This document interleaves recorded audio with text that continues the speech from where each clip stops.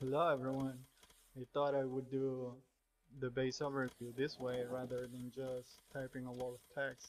I thought it would be more interesting if you could actually get to see what I was talking about.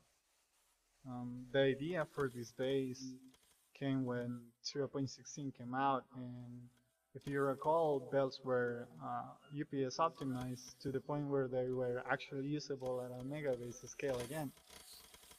So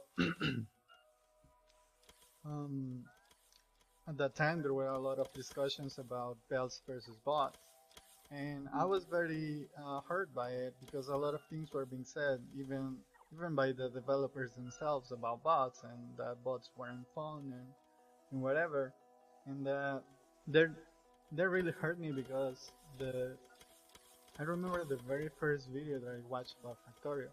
It was this video called Peddless Megabase. It was a bot megabase that I thought it was just the coolest thing ever. It was a really cool design and it worked really well. And so I thought, well, if this is what you get when you play the game, I gotta get this game. And so um, I was hoping that my base would convince people in the same way that that base convinced me to use bots in a cool way. So thinking about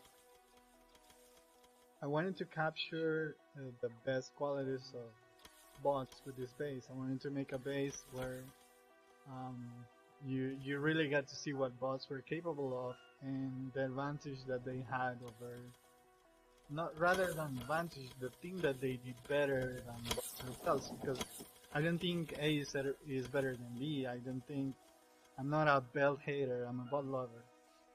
I think all features in the game are equally viable. We just haven't figured out how to use them yet.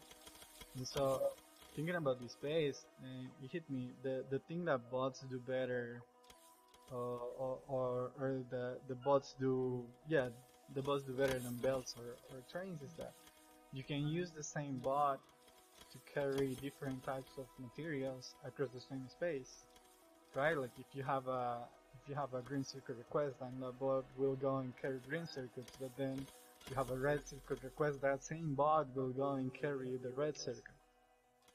So, well, you can do the same thing with belts or trains. You can make a sushi belt, but you can really make a sushi belt mega base that is very UPS efficient. Or you can do the same thing with trains because then you have to use all sorts of um, filter stacking servers. Whereas with bots, you don't really require additional setup. So thinking about that, I went, does that mean that I can just shove all production into one small place and just use bots to carry everything? And so I tried it, and this is what you're looking at. This is the very first version of that base. And so this worked to prove that it was possible. But when working on this base, I realized that there were also a lot of opportunities for UPS improvements. For example, um, in the more standard megabases or bot megabases at the time, this is almost a year ago. Um, it could be a base like JD's transition into a megabase or exterminators sending support space where you have a lot of small bot networks that only make one type of product, and then you move that product with a train to another bot network that makes a different type of product, right? But when you think about it, if you have a production chain like iron plates, green circuits, red circuits, blue circuits, rocket control units, rocket parts, and then the space size, you have like 7 different levels of the stuff we have to move using a train, and then the bots also have to carry the stuff from the train to the assemblies and then back. So when you consider the chain, you have a lot of intermediate transportation of product, which in this base you don't have. Instead of flying from an assembly to the train and then from the train to another assembly, you just fly directly from assembly to assembly. So that's a huge UPS improvement. Um, and so um, another opportunity this base gives you is that you have everything in the same place, so you can things that you can do in other bases because you have everything separate. Now onto the actual base. Before I start talking, I guess I should define UPS. UPS is the calculations or the update time that the game takes to do all the calculations, right? So before you can send everything to be thrown in a game, you have to do all the calculations first of where stuff is or the state that it is in. And so when you're making a megabase, the usual problem that you have is that you can't make any more signs per minute because your processor can't handle any more processing of the game. And so that's why UPS is so important in megabases. When you're talking about UPS in Factorio, I guess the most universal principle, if there is anything, is that direct insertion is more UPS efficient than either putting stuff on a block or on a belt. And so what do I mean by direct insertion? Was usually is an stack inserter like this, moving 12 items at a time. And so we can also make something that we call a direct insertion chain or DI chain like this, where you have 4 stack inserters moving 12 items at a time.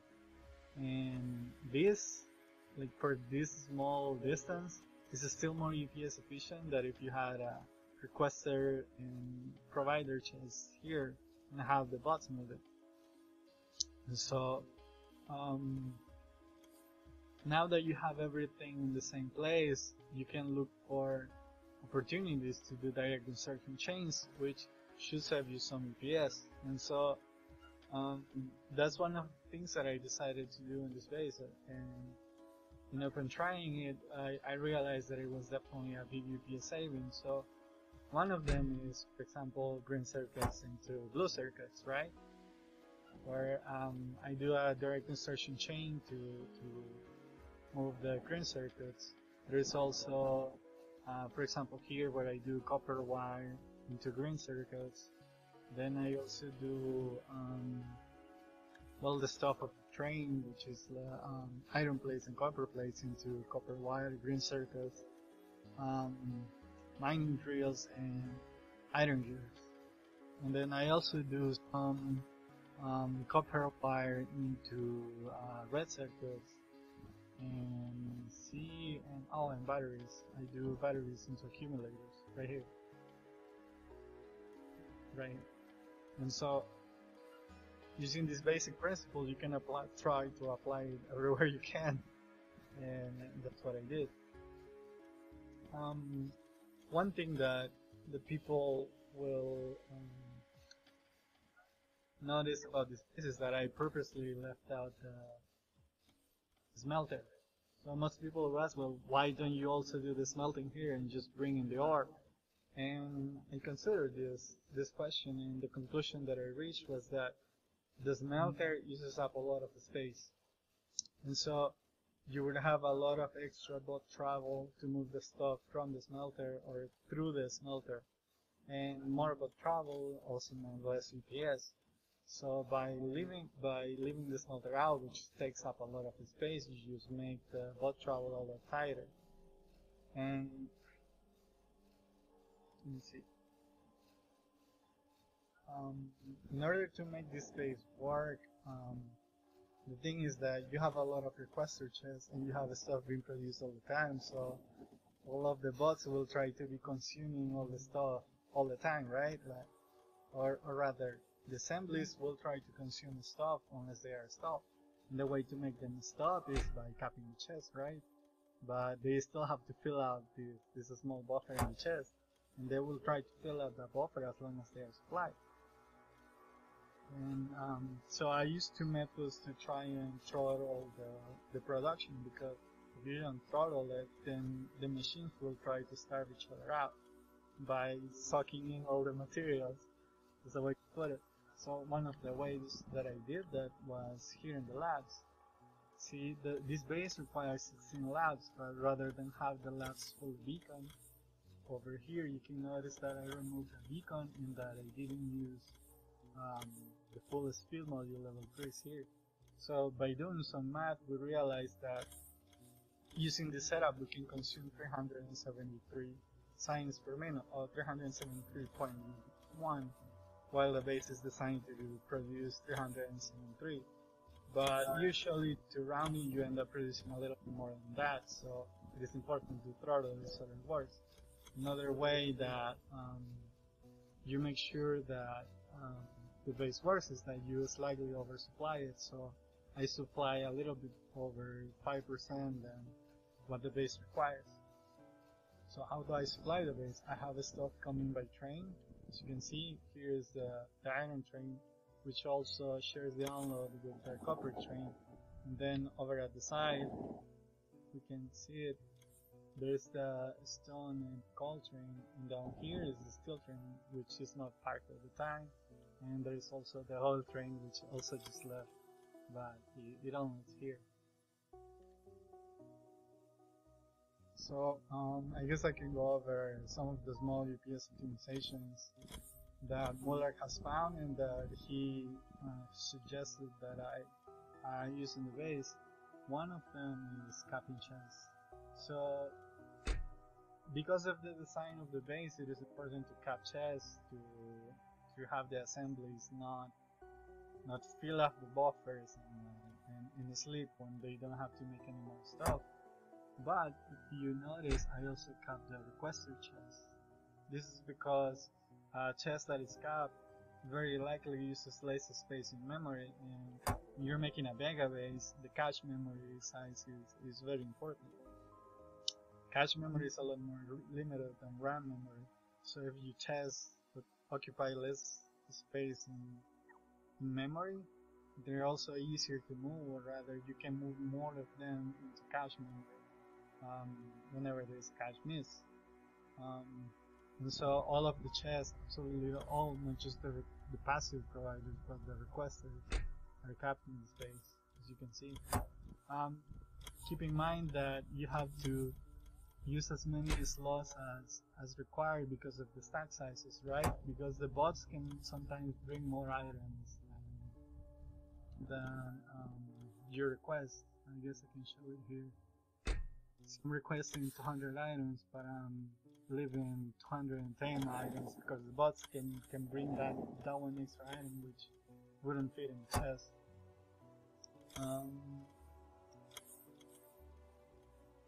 Another change that I made on the first version of this base for this one is that I tried to not connect inserters to the logic network and the circuit network if it was possible, because those inserters never go to sleep and consume a lot more UPS. And let's see, also idle port consumes some UPS, even though it's a very small amount that they still consume it, so you wanna remove extra row. That's why if you notice, right, this isn't a full row of roboports here, here, or here. Even though I could fit more roboports, they would just consume more UPS and they're unnecessary. And one last thing that I did was to share passive providers, because if you don't share passive providers, especially for stuff that gets produced in a slow rate like rotor parts, RCUs, low density structures, and rocket fuel. See, whenever there is a request, a bot will be dispatched. But it will be dispatched to try and pick up 4 items. But if it doesn't find 4 items and only finds 1 item, it will still only pick up that 1 item. The thing is, if you don't share passive chests, passive providers for stuff that makes a slow rate, you will end up wasting a lot of bots. But if you share them, then you will waste half of the bots, because there is a higher chance that the bot finds more stuff in the chest when it goes to pick up an item. Regarding the layout for this base, I originally designed it by hand, but see, I was a little bit desperate and I wanted a better layout, so what I did was I created a script that uses an algorithm called simulated annealing, where if you define a class function that basically describes how good your layout is, and to do that you use the position of the assemblies, the recipes of the game to try to describe or to estimate the total bot travel. I also took into account pipe usage because remember this is 3.16 and pipes still suck. And then I also took into account direct insertion possibilities, right? Because I wanted the algorithm to find direct insertion that I personally wasn't doing. And finally, I also told it to try and ensure passive provider choice possible. And so this is the layout that it came out. It didn't do too many weird things, but it was definitely way better than what I had or what I had created manually. It saved up 35% or it used 35% fewer bots and 37% less total bot travel. So that was pretty good. And the main thing that I did differently that I was doing is this. We tried to do direct insertion chains for copper wire to red circuits, which I gotta admit I wasn't doing. And the layout is not too weird for something that the algorithm generated. It actually, the stuff is kinda closely together. I mean, there's some weird stuff like there's some blue signs like in this edge, and then there's blue signs on this edge, but almost all of the stuff, like, it makes sense, right? Like you have low density structures by the steel, and then you have red circuits by the plastic, and you have green circuits kind of spread around the train, if you notice, right? Like here, green circuits and green circuits around the train. No, it makes sense. Most of the algorithm did. I mean, it was only a 15% improvement in EPS, but in regards to bots, but it was a 15% that no human could have ever gotten, so, I'll take it. Regarding the actual base, not too many odd things happening. I mean, I have requester chest and provider chest, and I unload the trains, and that part is very straightforward. The one thing I do have to mention is that I try to look at the request amounts. I try to not request more than 10 seconds worth of items because I really hate buffers, and I think for this particular base it's better to have smaller buffers. And I guess the only build that is kind of odd is the screen circuit build. If you notice, this is Muller's build, by the way. See, initially we were flying, or I was flying the iron plates and copper plates, but he thought that it was better to do a direct insertion of the train, and so if you leave this one tile gap in between the beacons, now your two assemblies are 4 tiles apart, and if they are 4 tiles apart, you can do a direct insertion chain using a chest, so you have to use the car. But one of the advantages that the car offers is that since its hitbox is so much bigger, you can have three different tiles of inserted hit, right? Like 1, 2, and then third down here.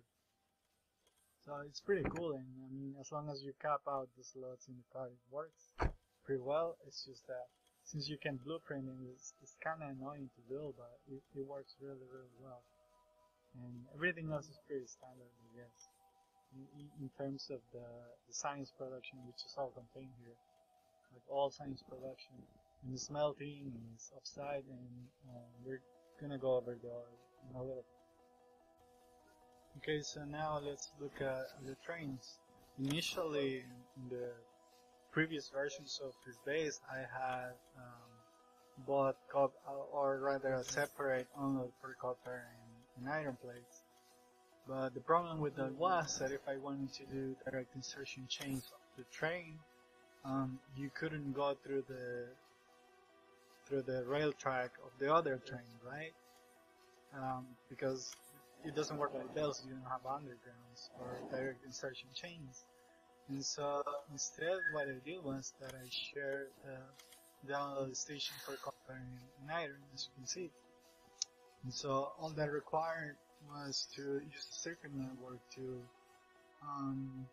use a clock and to tell the trains when to leave, right? Because you don't wanna you wanna have a timeshare. The problem with this was that because this base has 4 smelters, we need the smelters to alternate perfectly.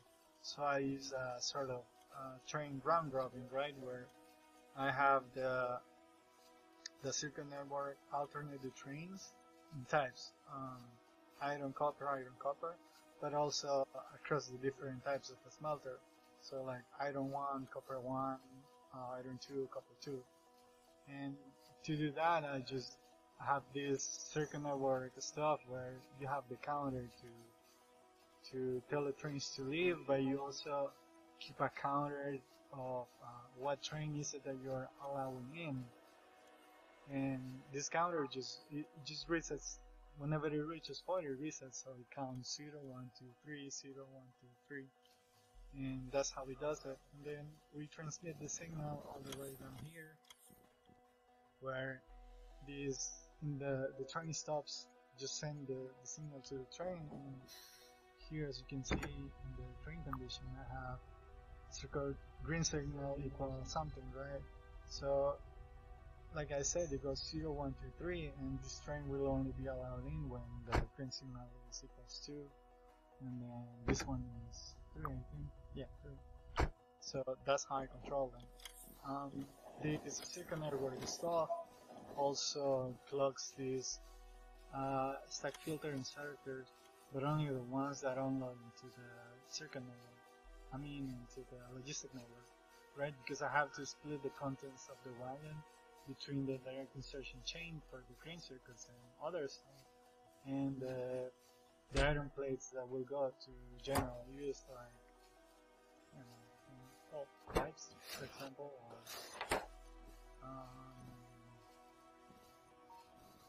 belts, and or red signs using copper plates and stuff like that. Another thing that you should consider when trying to reduce train UPS is that you pay a UPS cost whenever the train is moving. You pay a UPS cost for every wagon in every locomotive. So since you really can reduce the number of wagons, but you can reduce the number of locomotives, you wanna keep a good locomotive ratio so that your trains aren't too slow, but they're not too long so that they don't consume too much UPS. Another odd thing that Muller found when UPS testing was this, is that rather than moving on a diagonal, it is more UPS efficient to move in a straight line. So rather than going in this direction, it's more UPS efficient if the train goes in a straight line and then another straight line. Because there is something weird going on in 0.16 with trains moving in diagonals. I'm not very good at explaining it, but it's just really bad for UPS whenever a train is moving in diagonal. So I try to keep the rail paths in straight lines as much as possible. Then let's see, train conditions, right? So another thing the Muller found UPS testing was that different train conditions have different UPS costs. The most efficient ones are time passed and inactivity. So you wanna use those as much as possible. But the thing is, circuit network and item count are the worst, but they're still very useful. And when we thought we couldn't use them, Muller found that if you use handed conditions like this, if you use handed conditions, in computer science, this is something that we call like a shortcut, right? If you have an AND condition and the first condition is false, you don't have to check the second condition, because for the AND condition to be true, both have to be true. But if the first one is false, you don't have to check the next one, because you already know that the whole thing is going to be false. And luckily for us, since factory is so well designed, um, conditions or train conditions factory do get shortcut. So if you use a train condition that is gonna default all the time, the more expensive condition is never gonna be checked, only until this condition passes. So you can think of it as a UPS shield to use a time pass or an activity condition. Or in some other cases you can just use an activity right away, which is something for the smelters, as you can see here. But if you are gonna use the more expensive conditions, try to use an annual condition, but the order matters, so you have to put the cheaper condition first. Now let's look at oil. Since this base is still in 0.16, I have to be careful and try to use pipes little as possible because, well, not just pipes, all fluid entities are still quite expensive in 0.16, so one of the things that saved a lot of pipe was something that Muller found when UPS testing. He had the question that he asked was that if I use a water pump directly into the machine that needs it, instead of using the pipe, like the 3 pipes like this, kinda like this or like this, to carry the fluid, the water in specific, like would this one pump be more UPS efficient than the 3 pipe? And he found that it was indeed more UPS efficient to use the water pumps. So you can do this little pump trick to save a lot of pipe in 0.16.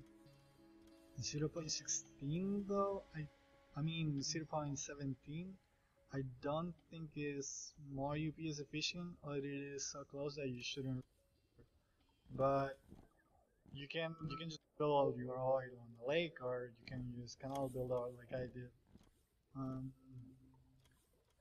Another way that I tried to save pipe was by having the light oil pipe output directly into the cracking.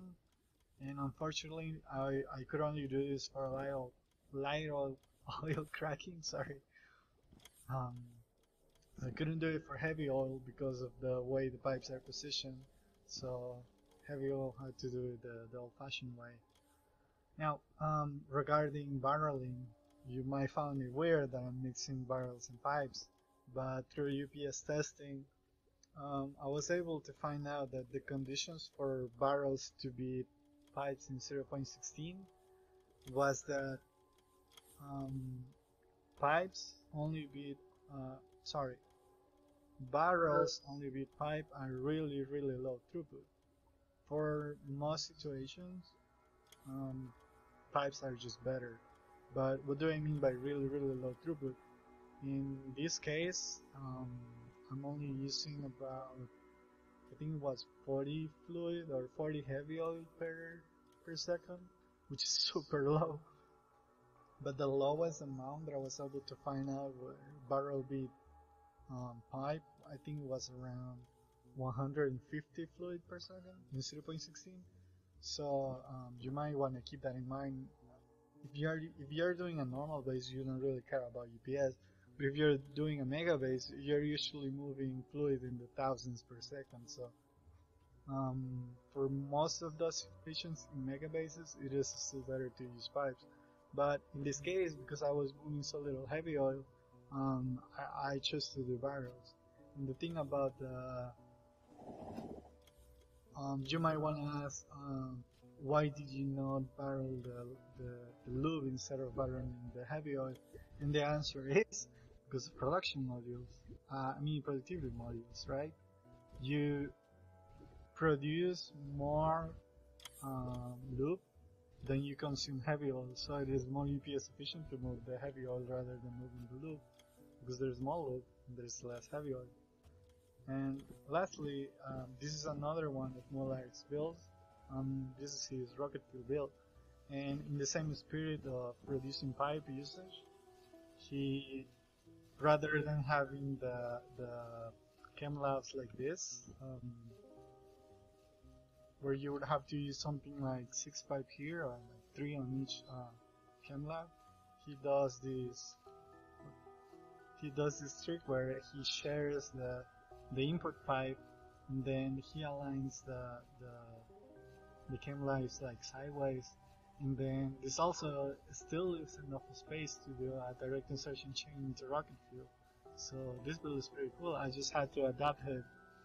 It's a slight variation of this build, but the principle is still the same, to share these pipes so you lower the total amount of pipes in the build. Now let's look at smelting.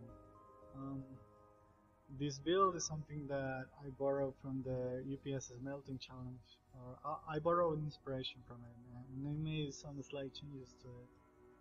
Um, one thing about this build is that it uses speed modules rather than productivity modules, and the reason for that is that if you're looking just at production, you're gonna realize that speed modules are more UPS efficient than productivity modules.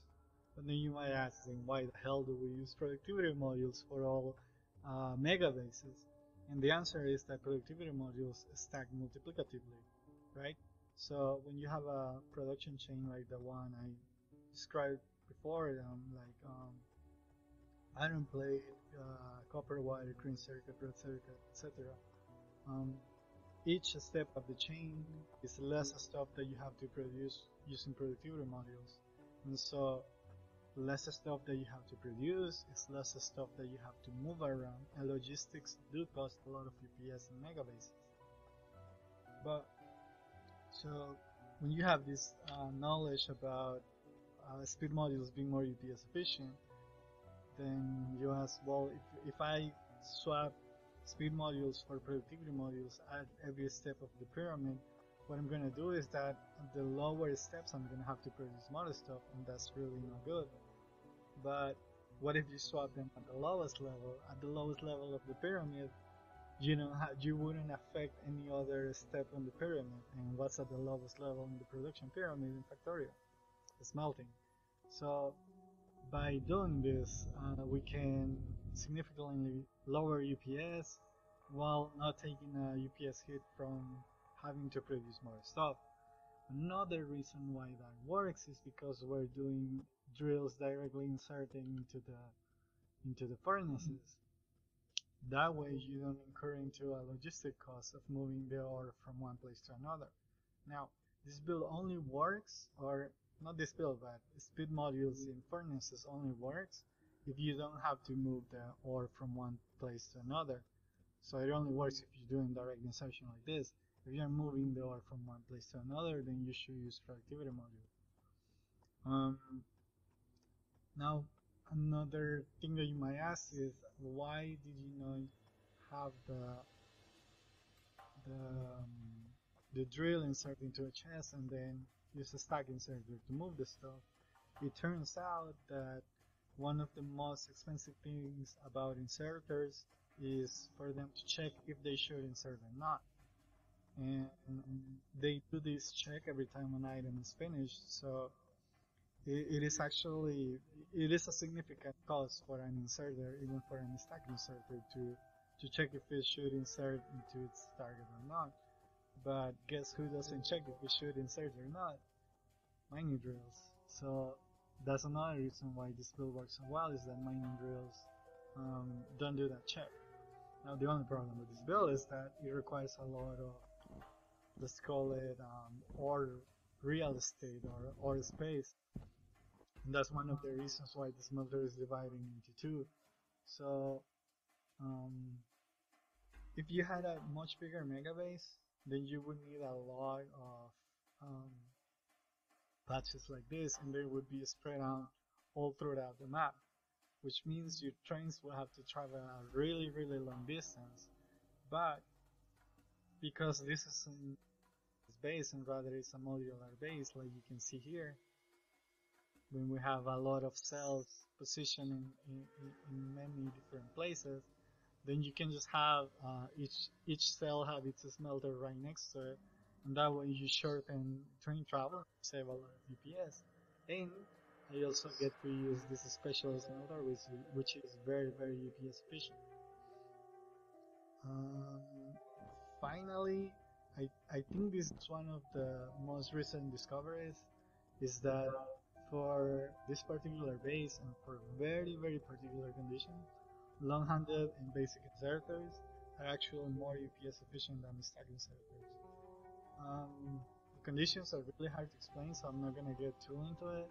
But let's just say that you have low productivity modules, and for a very specific range of items, let's say somewhere around 100 and between 100 and 200 items per minute, basic inserters and non-handed inserters are more UPS efficient, but only when the stuff it is outputting from is constantly making a stop. If the machine ever stops, then it's more efficient to use the stack inserter because of the larger stack size. But if we didn't have this and instead of had a stack inserter, it would be swinging all the time. And for this particular case, the long-handed inserter works better. Let me see. Let's look at the stone smelter. Is much the same build, except because I only have 2 machines, I can use another beacon.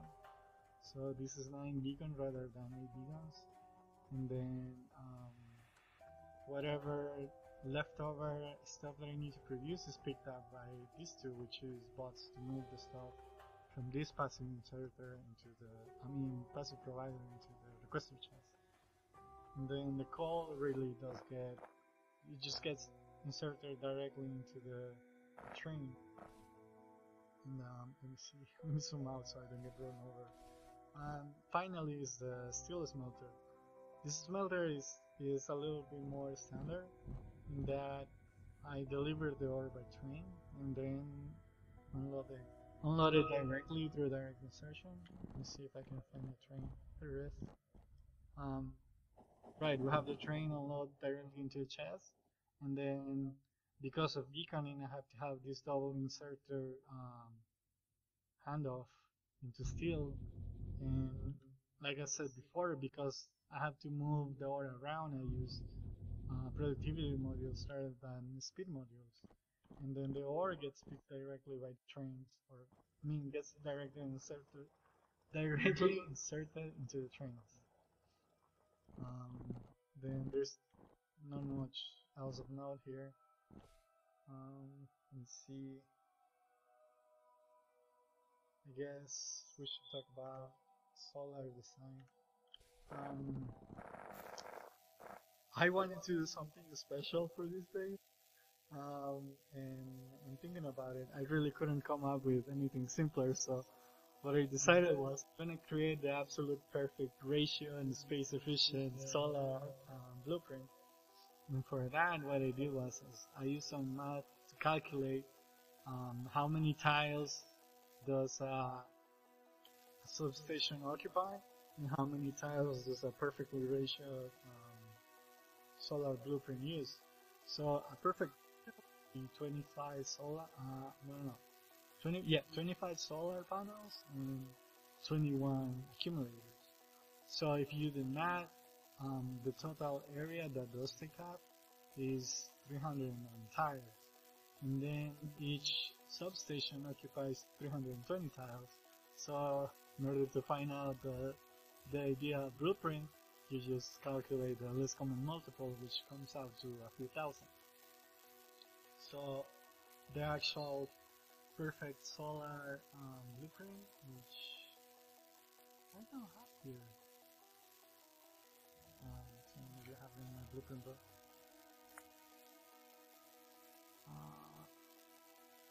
Yes, perfectly ratio space solar. So it comes out to a very annoying number, 309 substations. I say very annoying because 309 it's 103 times 3, and 103 is a prime number. So you really can't make a square out of it. So it's difficult to build because you really don't have much room where you can shove radars and robot parts.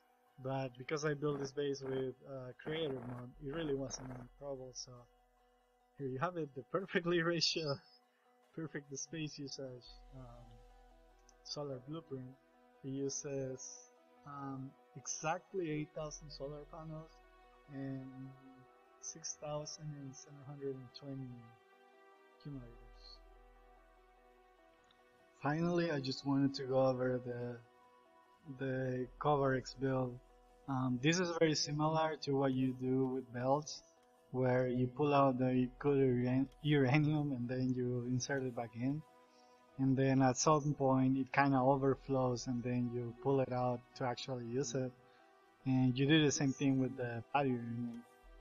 And the condition that I use is simply that there is a full stack of the good uranium in this chest. And whenever the condition is true, this stack filter inserter pulls out a full stack of good uranium and then it goes into the train.